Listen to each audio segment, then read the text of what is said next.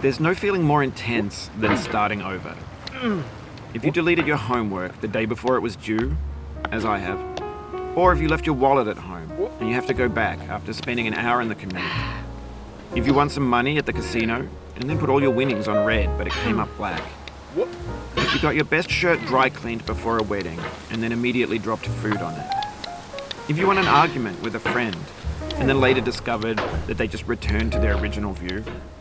Starting over is harder than starting up.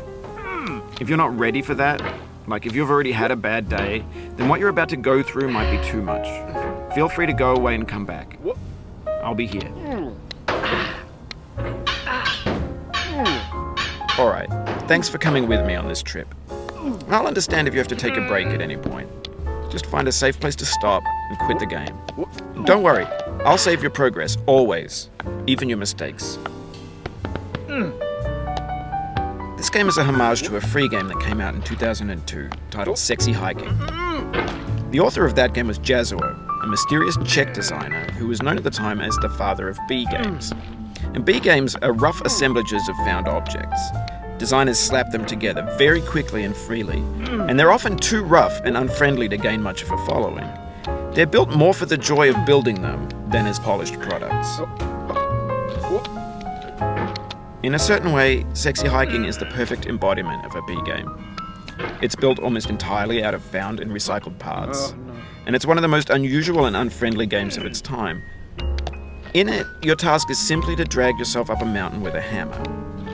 And that act of climbing, in the digital world or in real life, has certain essential properties that give the game its flavor.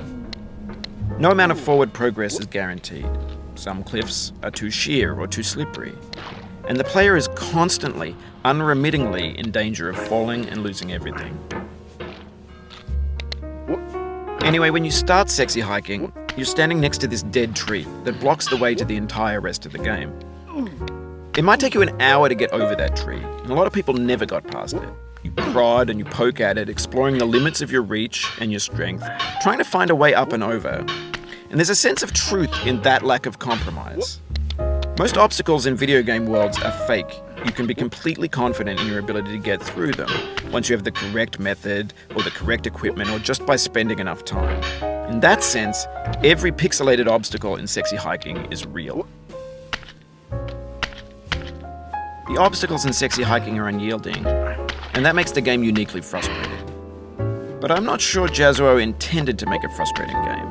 The frustration is just essential to the act of climbing, and it's authentic to the process of building a game about climbing. A funny thing happened to me as I was building this mountain. I'd have an idea for a new obstacle, and I'd build it, test it, and it would usually turn out to be unreasonably hard. But I couldn't bring myself to make it easier.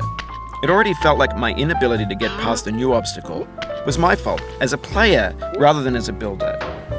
Imaginary mountains build themselves from our efforts to climb them, and it's our repeated attempts to reach the summit that turns those mountains into something real. When you're building a video game world, you're building with ideas, and that can be like working with quickset cement. You mold your ideas into a certain shape that can be played with, and in the process of playing with them, they begin to harden and set until they're immutable, like rock. And at that point, you can't change the world.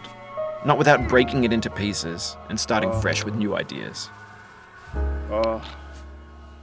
For years now, people have been predicting that games would soon be made out of prefabricated objects, bought in a store and assembled into a world. And for the most part, that hasn't happened, because the objects in the stores are trash. I don't mean they look bad or that they're badly made, although a lot of them are.